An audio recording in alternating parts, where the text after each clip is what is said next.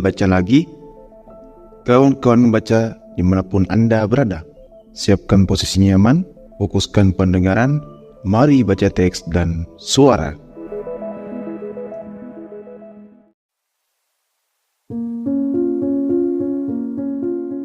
Berdasarkan buku Genealogi Moral Esai ketiga tentang makna ideal asketis. Bagian 1, pembuka meditatif dan asal-usul semangat asketis. Bayangkan malam yang sunyi. Angin hanya berbisik lembut di sela dedaunan.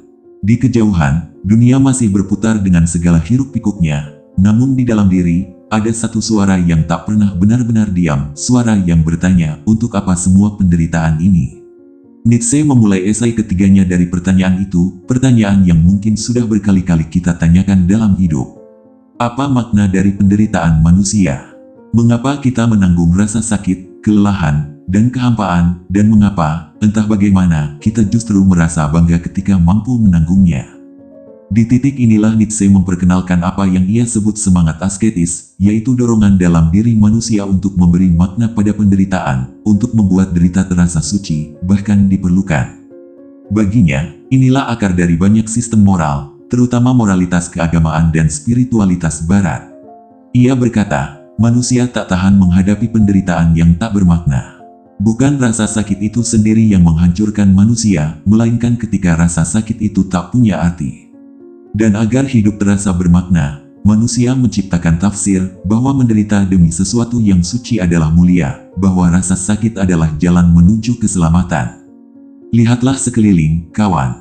Berapa banyak orang yang dengan sabar menanggung kesulitan, bukan karena mereka kuat, tetapi karena mereka yakin penderitaan itu akan dibalas, dihitung, dimaknai oleh sesuatu yang lebih besar, oleh Tuhan, oleh moral, oleh takdir. Nietzsche tidak menghina keyakinan itu. Ia hanya menguliti akar psikologinya. Menurutnya, semangat asketis adalah cara manusia bertahan dari kehampaan eksistensial. Ketika hidup tak lagi memberi alasan untuk bertahan, manusia menenun makna dari deritanya, seperti seorang pengrajin yang menenun kain dari luka-lukanya sendiri. Namun, Nietzsche menambahkan sesuatu yang mengguncang. Semangat asketis juga adalah manifestasi kehendak untuk berkuasa, tetapi dalam bentuk yang berbalik arah, bukan menguasai dunia luar, melainkan menundukkan diri sendiri. Disinilah paradoksnya. Dalam asketisme, manusia seolah mematikan keinginannya, menolak kenikmatan, menjauh dari dunia. Tapi sebenarnya, di balik itu semua, ada keinginan untuk menang atas diri sendiri, untuk menguasai nafsu, tubuh, bahkan hidup. Dengan kata lain, di balik setiap pengingkaran diri, ada hasrat tersembunyi untuk menjadi penguasa diri sendiri. Kita bisa melihat ini dalam kehidupan sehari-hari. Seorang biarawan yang menolak kenyamanan dunia bukan berarti ia tanpa hasrat, justru ia punya hasrat paling besar, hasrat untuk mengalahkan dirinya. Seorang pekerja keras yang menahan lapar demi cita-cita, seorang atlet yang berlatih hingga tubuhnya hancur, seorang ayah yang menanggung diam-diam beban keluarga tanpa keluh, semua adalah bentuk asketisme yang berakar dari satu kehendak, aku harus menguasai diriku sendiri. Nietzsche melihat ke sana, dan ia bertanya, apakah penderitaan yang kita sucikan itu benar-benar membuat kita bebas, atau justru membuat kita tunduk pada makna yang kita ciptakan sendiri? Ketika manusia terlalu lama menafsirkan derita sebagai hal yang suci, ia lupa bertanya apakah ia masih hidup, atau hanya bertahan demi makna yang sudah kosong.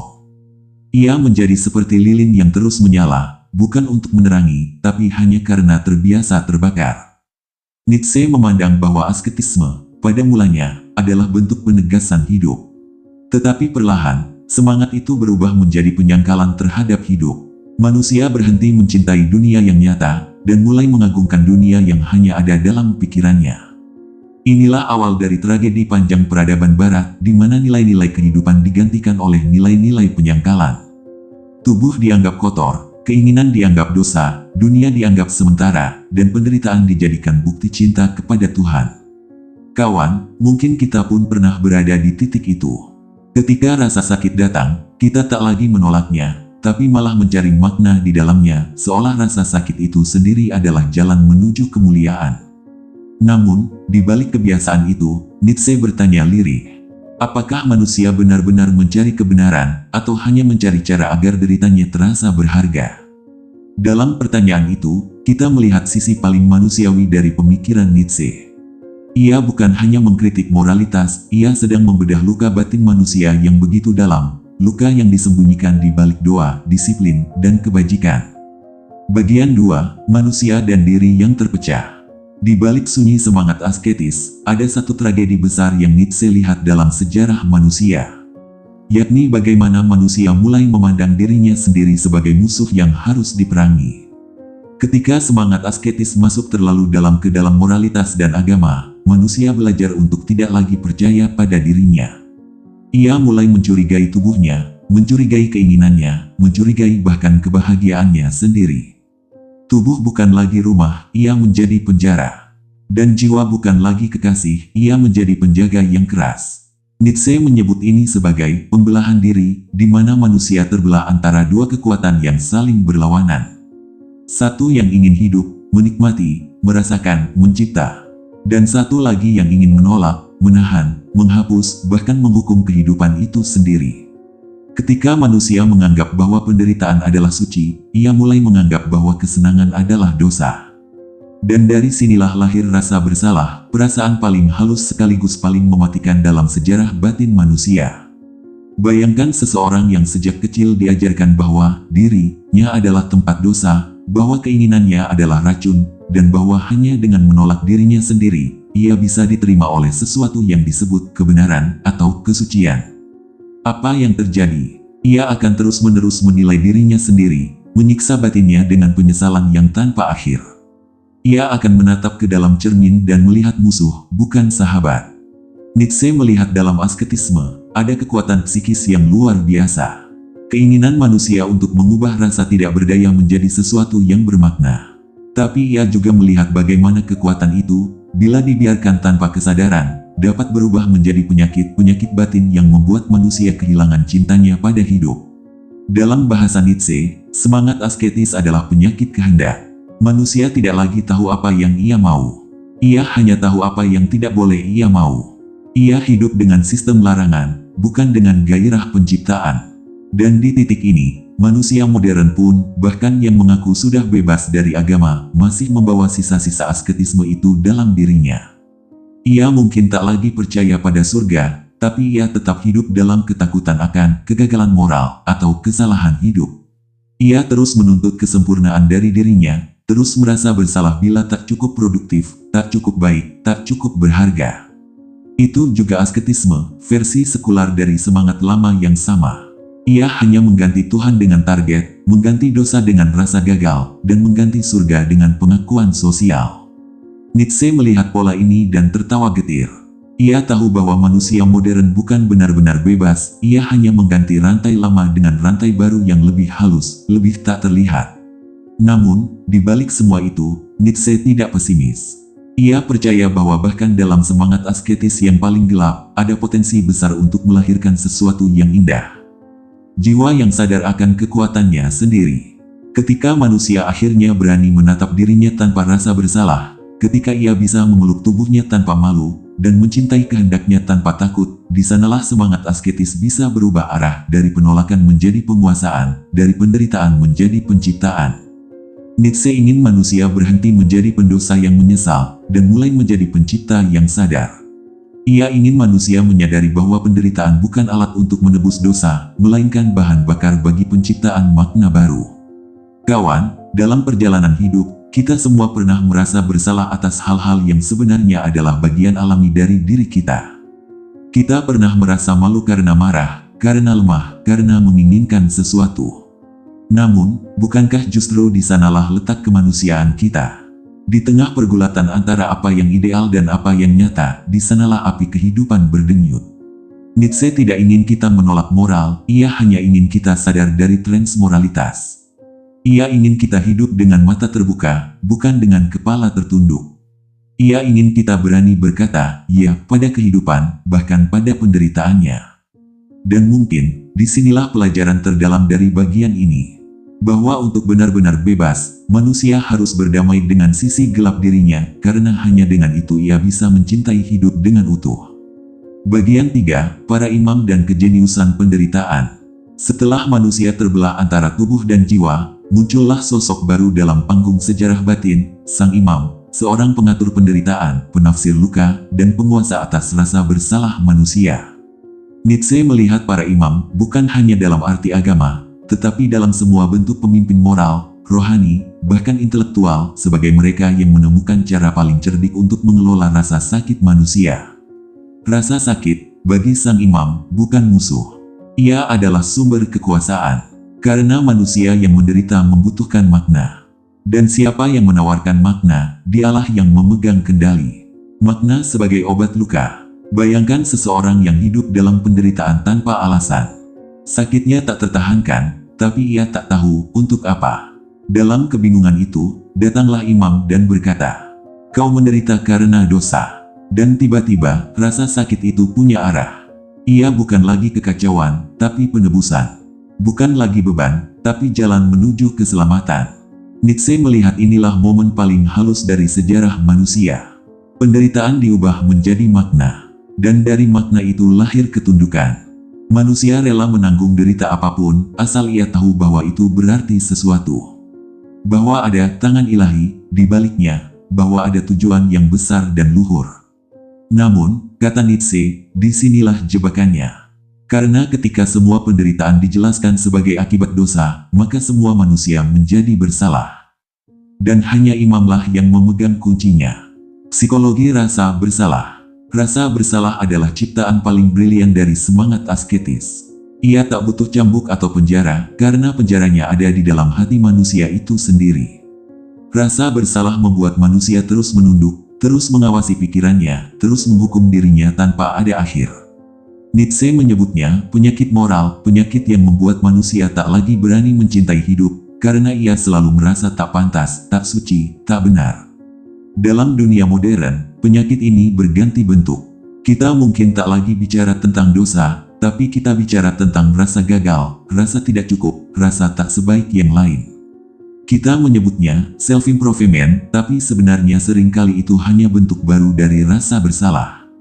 Kita mengganti imam dengan motivator, mengganti surga dengan kesuksesan, mengganti pengakuan dosa dengan posting kesadaran diri. Namun, struktur batinnya tetap sama.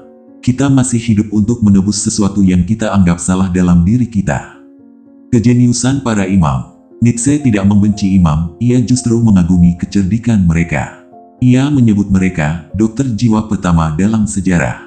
Mereka mengerti sesuatu yang sangat penting.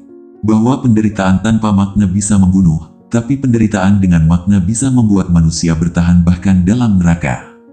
Jadi, para imam tidak menghapus penderitaan, mereka menyalurkannya, mengarahkannya, dan menjadikannya alat pengendalian sosial. Mereka tahu bagaimana memindahkan rasa sakit dari tubuh ke jiwa, dari luar ke dalam, hingga manusia belajar untuk menanggungnya dengan senyum yang patuh. Namun, Nietzsche melihat di balik itu ada harga mahal. Manusia kehilangan kemampuan untuk mencintai hidup apa adanya. Ia mencintai hidup hanya bila hidup itu punya alasan. Dan begitu alasan itu hilang, ia terjatuh lagi ke dalam kekosongan. Contoh sehari-hari, coba lihat, kawan, dalam kehidupan kita hari ini. Seorang pekerja yang bangun setiap pagi dan berkata dalam hati, "Aku harus bekerja keras agar berguna." Kalimat itu terdengar mulia. Namun, kadang di baliknya tersembunyi rasa takut dianggap tak berharga bila berhenti, takut tak diakui bila gagal, takut kecewa pada dirinya sendiri. Atau seseorang yang berkata, "Aku harus selalu bahagia, harus selalu positif." Tapi ia lupa bahwa kebahagiaan yang dipaksakan juga bentuk penyangkalan. Kita sering berpura-pura baik-baik saja karena tak berani menghadapi sisi gelap diri kita. Dan di sanalah, kata Nietzsche, semangat asketis masih bersembunyi dalam upaya manusia modern untuk menolak penderitaan alih-alih memahami maknanya. Menuju kesehatan jiwa yang baru.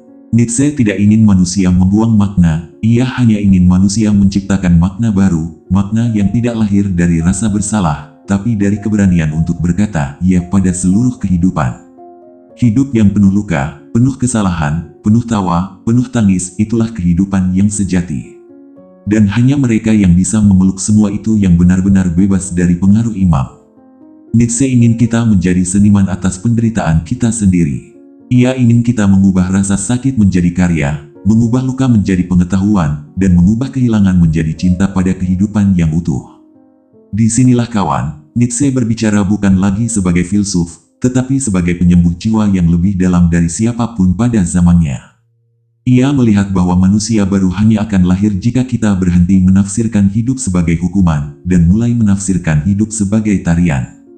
Tarian antara sukacita dan duka, antara makna dan kekosongan, antara ketertundukan dan kebebasan. Bagian 4, kehendak akan kebenaran dan lahirnya manusia pencipta. Ada satu kalimat yang Nietzsche anggap sebagai inti dari seluruh filsafatnya. Kehendak akan kebenaran, itulah bentuk terakhir dari semangat asketis. Pernyataan ini terdengar aneh. Bagaimana mungkin pencarian akan kebenaran, sesuatu yang luhur dan suci, justru menjadi kelanjutan dari semangat yang menyangkal hidup? Namun, Nietzsche melihat paradoks yang dalam di sini. Ketika manusia mulai menolak kesenangan dunia, ia tidak berhenti mencari sesuatu yang absolut. Ia hanya mengganti Tuhan dengan kebenaran. Dan kebenaran itu, bagi Nietzsche, menjadi Tuhan baru yang tak kalah menuntut. Kebenaran sebagai ide asketis. Lihatlah bagaimana para filsuf, ilmuwan, dan pemikir sepanjang zaman mengabdikan seluruh hidupnya untuk menemukan kebenaran. Mereka rela lapar, miskin, menderita, bahkan mati demi gagasan bahwa ada sesuatu di luar sana yang mutlak benar, dan bahwa hidup mereka baru bermakna bila mereka menyingkapnya. Nietzsche bertanya dengan nada getir. Mengapa harus benar? Apakah kebenaran memang nilai tertinggi? Ataukah ia hanyalah bentuk baru dari keinginan lama kita, keinginan untuk menundukkan kehidupan, untuk menjadikannya tertib, pasti, dan bisa dikendalikan? Bagi Nietzsche, pencarian kebenaran seringkali hanyalah bentuk spiritual dari rasa takut pada kekacauan hidup. Kita ingin segala sesuatu punya makna, karena kita tak tahan menghadapi absurditas yang terbuka lebar di hadapan kita. Dan disinilah, kata Nietzsche, bahkan para ilmuwan modern masih hidup dalam bayangan asketis yang sama. Mereka menolak Tuhan, tapi masih menyembah fakta. Mereka menolak moral lama, tapi masih mencari objektivitas. Padahal, semua itu hanyalah bentuk baru dari keinginan lama. Keinginan untuk merasa aman di tengah misteri kehidupan. Kehendak untuk mengetahui vs. kehendak untuk hidup. Nietzsche membedakan antara dua jenis kehendak. Kehendak untuk mengetahui, dan kehendak untuk hidup. Yang pertama adalah dorongan intelektual, keinginan untuk menjelaskan, membedah, menertibkan dunia. Yang kedua adalah dorongan eksistensial, keinginan untuk mengalami, mencipta, dan menegaskan hidup apa adanya. Masalahnya, manusia modern terlalu lama hidup di bawah tirani yang pertama.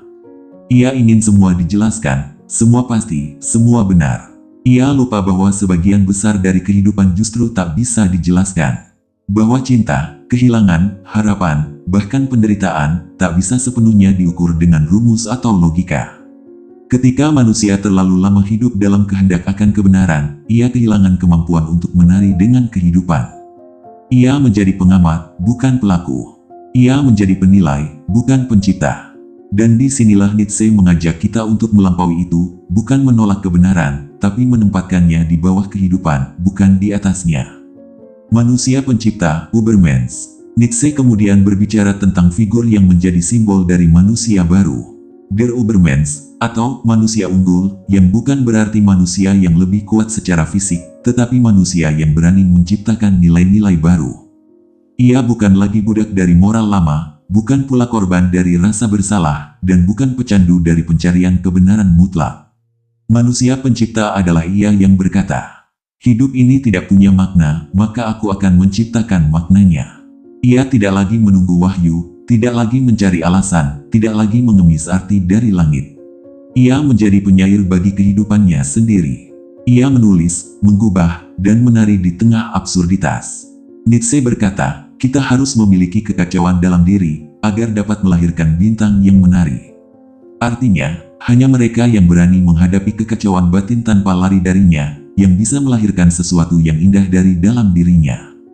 Seperti pelukis yang tidak takut pada warna gelap, seperti musisi yang berani mendengar nada disonan, manusia pencipta tahu bahwa keindahan tidak datang dari keteraturan, tapi dari keberanian menatap kekacauan dan berkata, ya. Contoh sehari-hari. Dalam kehidupan kita, manusia pencipta bukanlah sosok heroik yang jauh dari dunia nyata. Ia bisa saja seorang guru yang terus menyalakan semangat muridnya, meski dunia di sekelilingnya terasa apatis. Ia bisa saja seorang ayah yang menciptakan makna baru dari lelahnya bekerja, karena ia tahu bahwa kasihnya pada anak adalah bentuk tertinggi penciptaan. Ia bisa saja seorang penulis kecil yang menulis bukan untuk terkenal, tapi karena ia ingin berbagi cahaya yang ia temukan di tengah gelapnya hidup.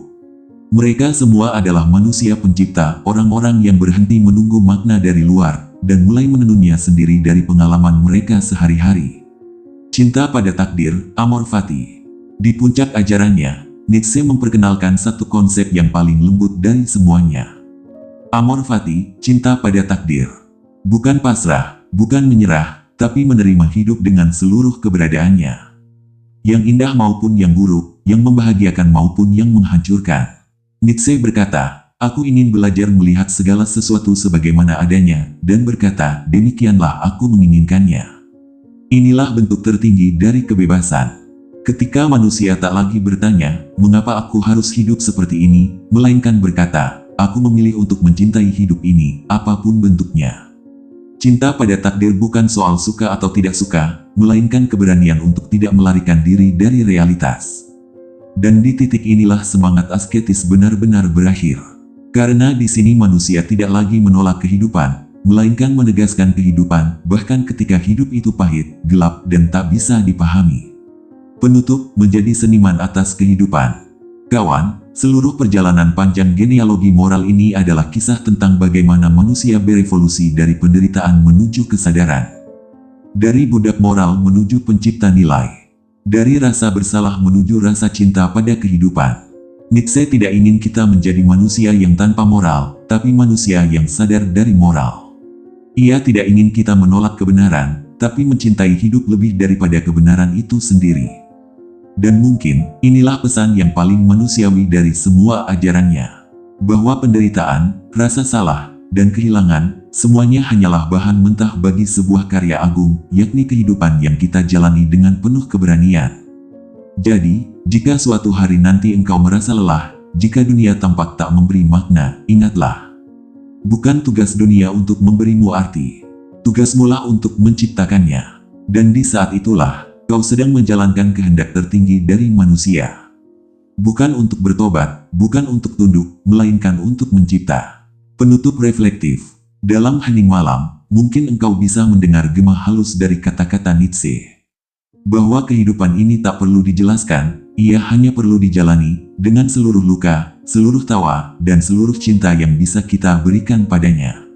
Karena, pada akhirnya, yang terindah dari menjadi manusia bukanlah menemukan kebenaran, melainkan berani mencintai kehidupan itu sendiri.